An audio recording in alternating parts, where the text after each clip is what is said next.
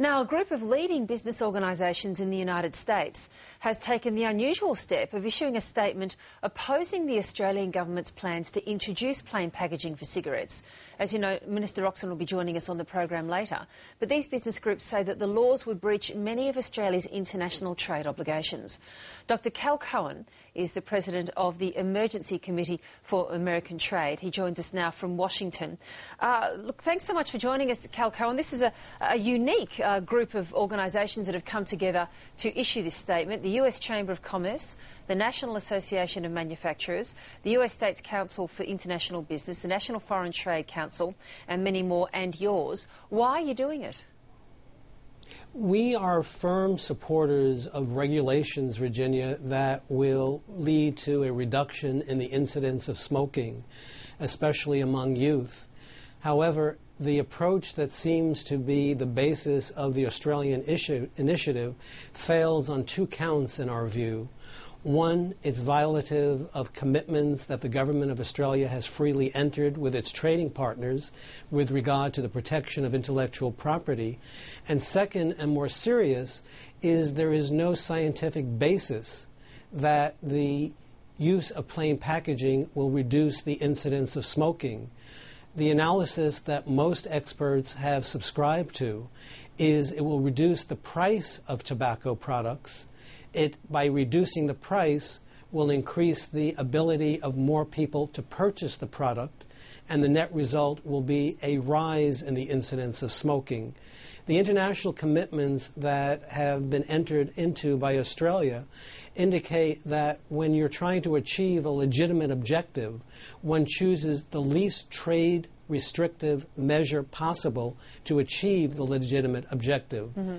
The scientific basis indicates that the legitimate objective will not be achieved, and the evidence is that there are scientifically proved ways of reducing smoking, education campaigns just being one good example. Let's leave those two issues as separate for the moment, and I do want to get to both of them. But the first one, the violation of the agreements that Australia might be in with its international trading partners. How exactly might they be breached? Are you talking here solely about intellectual property?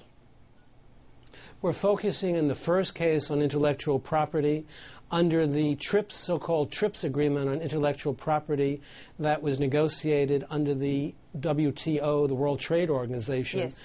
A trademark should not be unjustifiably encumbered in such a way to prevent the identification of one product versus another product. What that would result in the case of plain packaging, is quite frankly an increase in counterfeit products, which again will result in a higher incidence of smoking. The counterfeit products are priced below market.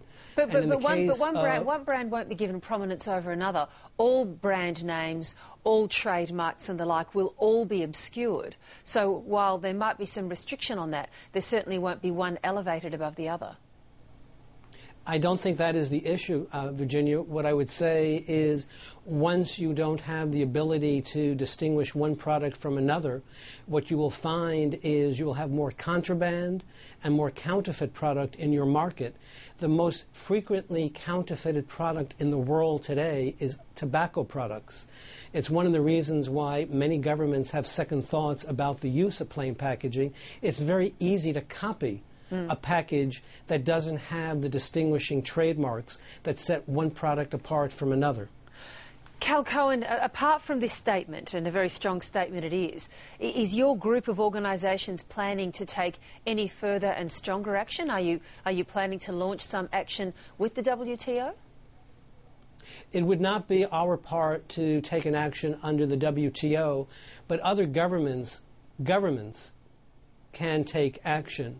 And I'd give you one example of why this approach is not the right approach to take. It has not been so long ago that the government of Australia indicated its reserves and its concern with a proposal analogous to plain packaging being contemplated by the government of Thailand, which wants to use some expanded coverage of packagings having to do with alcoholic beverages that minimize the identification of trademark. Australia objected to it. And quite frankly, I think this is another problem, which I would make the third problem with the plain packaging proposal. What would be tried in the case of tobacco in the case of Australia would soon move into other areas. There are some who want to use the equivalent of plain packaging on alcoholic beverages. Others want to use it on confectionery products. Others want to use it on products with high fat. And we believe that this slippery slope is not one that should be encouraged by the use of plain packaging. Okay, so it's a dangerous precedent according to your organisation. Can I just ask though, given the groups that are part of this joint statement, the Chamber of Commerce, the National Association of Manufacturers, it follows logically, it seems to me, that perhaps the tobacco companies might be involved in, have some connection with or some funding arrangement with some of those organisations who are party to this statement. Is that true?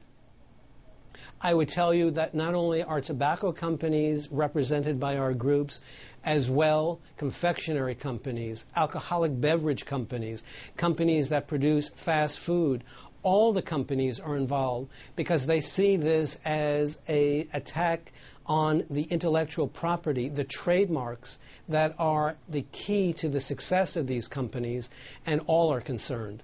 I've just received a comment has come in from one of our viewers saying that they really don't find an American intervention in this national conversation terribly helpful, and that actually it might galvanise public opinion against the very argument that you're trying to make. Have you considered that as part of this campaign? I would say because you have an exposure draft, comments were requested, and we thought by presenting our views we could be helpful and not be destructive of a very positive process, which is to get the views of the various stakeholders, and that is the reason why we have presented our views under the process that was established by the Government of Australia. Dr. Cal Cohen, interesting to talk to you this morning. Thanks so much for making time. Thank you for taking the time.